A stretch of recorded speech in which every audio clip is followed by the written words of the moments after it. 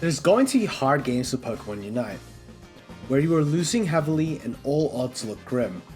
I'm here to tell you why you shouldn't give up and why playing these games make you out to be a better player.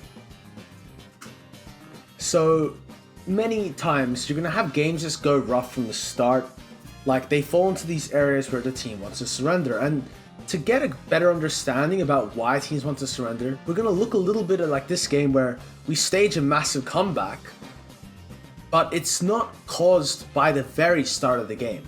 You have to remember, to fall behind to the point where you need to do a massive comeback, things go wrong, and we're going to talk a little bit about that and how it causes people to surrender. So as you can see, we're doing some trading here. There's an early gank. We're sort of forced out of the lane. Our Mewtwo comes into check. All is going well and fine. We're getting a kill at top lane. The game actually looks very good from this position. Now, of course, our Mewtwo is killing so many people here. Like, look, this is a great game. There's nothing to be sad about. And then you look at top lane. You see the Mewtwo takes down the Leafy on top lane. Well, I don't want to talk about Mewtwo too much, but you can see Mewtwo's dominating the game for sure. It is a very key, important part of why people surrender. It's just hard to play against, and it's very frustrating.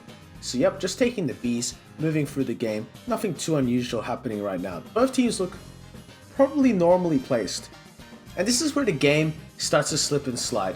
Most games are completely lost at this point at 8:30, 8:20. Like, it's usually okay. And so there's another death in the top lane.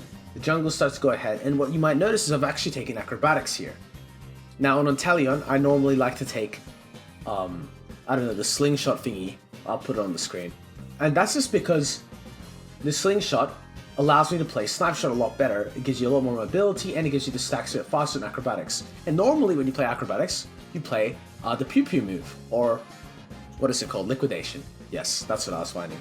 So in this specific case, I've taken acrobatics and I haven't taken liquidation. So I have Snapshot and acrobatics. So it's a bit of an awkward moveset. So this is definitely contributes to the reason why we start falling behind. Got a nice little double kill down bot lane, really pressuring them hard. I'm high level. All looks like it's going well. Like, this game looks perfectly fine. And then you're going to start to see where the problems start to rise. So our team is like trying to hold the top pad, free people, versus Derb free. Just farming some more creatures. Doing a little bit of activity around the map. And then we start to poke them a bit, and then, okay, Mewtwo dies. Inteleon gets a kill. I get all the farm down bot lane. Like, you know, I'm very happy here. We get a nice little thing. We miss the snipe on the Serena. We're looking at this Reggie at the bottom lane. Nothing too much is happening. And this is when the game starts to go rough. Like, you look at top lane, and they're getting heavily dove in. They're getting crushed. The tempo is not in their way. And you look at our game, and like, we're not really able to push this Serena completely off the pad. Now we've had 3 people commit down to this lane. We push the Serena off. We should be able to break here. But now they have the Rotom. The Rotom's completely gone. And we start doing this objective. Now the tempo in this game is not in our favor. And this is when the game actually starts to go really badly.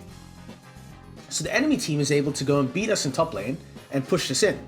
This is going to create a little bit of a snowball effect. Even with the Reggie buff, it's not good. And this is the mistake. So we go in and we're like, yes, we can fight them. The Rotom has gone in. They've rooted our teammates, and now the people with high level of XP come down to try fight, and we just get completely wiped.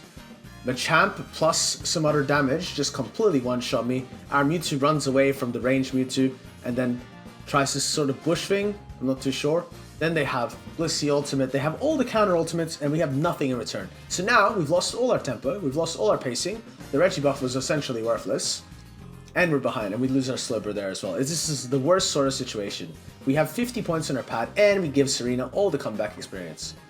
So, I can't even get this blue buff. Like, this is now starting to become a game where, okay, we're not really favored anymore. Now, that's where teams start to get a little bit upset, you know? Like, we gave the bot lane space, and it's not going as well. Like, what's happening here? How can I win? All these things start bubbling up in people's minds, and frustrations start running high. You can see the Mewtwo sort of struggling to get his feet off the ground, whereas the other Mewtwo now is quite strong. So the idea in people's minds is that, hey, look, like, this game looks rough. Why do I even bother playing it?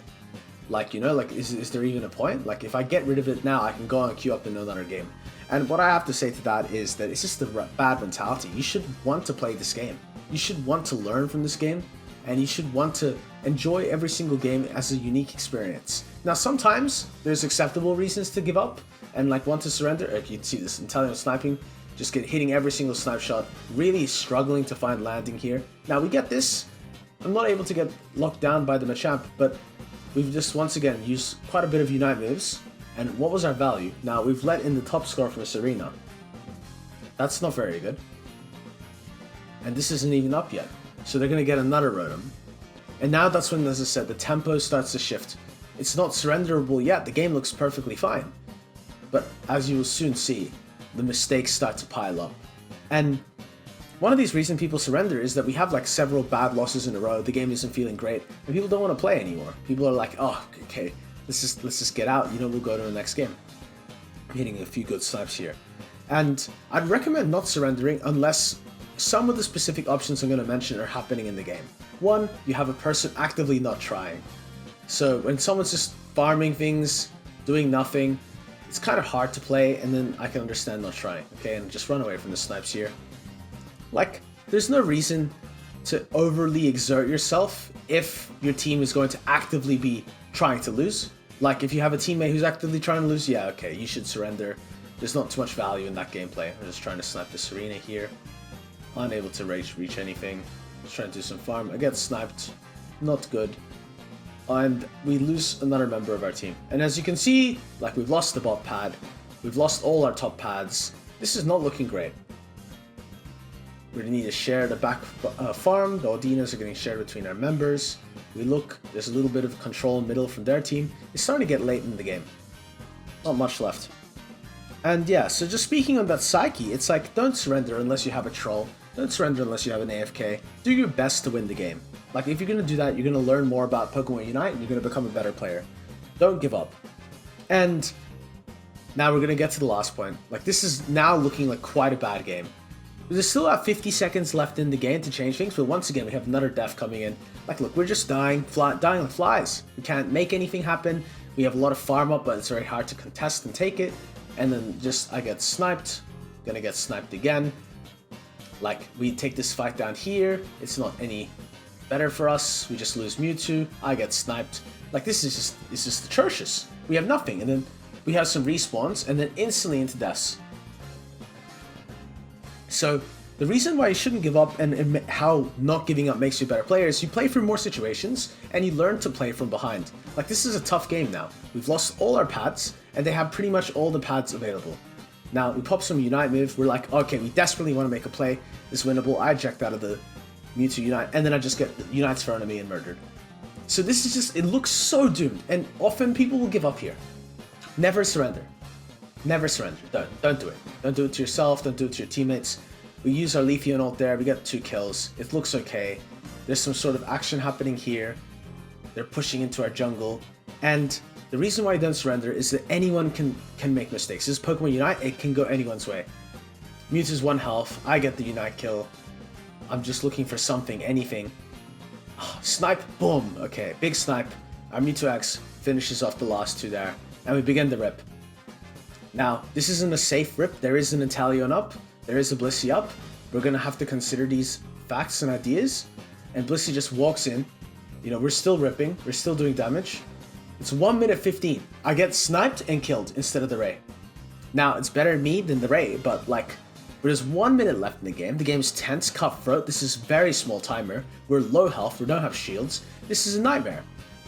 Once again, never give up. This is the kind of game that will teach you how to cap into which lane. Our Leafeon loses shells, but doesn't matter. Buzzwole gets the cap in. Top lane is going well. We get another cap in by Slowbro. Like, these are the kind of games that make you a good Unite player. You're going to learn how to, you know, grit your teeth together and find ways to win, even when it's against your odds. Even when the game is completely stacked against you and everything looks lost. These are the kind of games that make you a better Unite player. So, aim to be the player in these type of games. I'm trying to make a desperate play here, just seeing if we can get any more scores in. I'm unable to. The Mewtwo ult takes out half my health, and I'm really just left here. Doesn't get the score off. We get 1 more score off by our Slowbro. Plus 10. We just gotta pray it's enough. It's 15 seconds. No one on their team can score. We have Leafeon to defend. Mewtwo looks like he's gonna make a run for mid. And at this point, you really have to be thinking, it's just like, wow, okay, it looks like it's all over. We might win, we might lose. And that's the beauty of not surrendering games. The triumph from winning these games, the triumph from taking down an opponent that is hard to beat in this situation, that's going to make you a better player. And that's going to make you more enjoyable for playing Unite itself.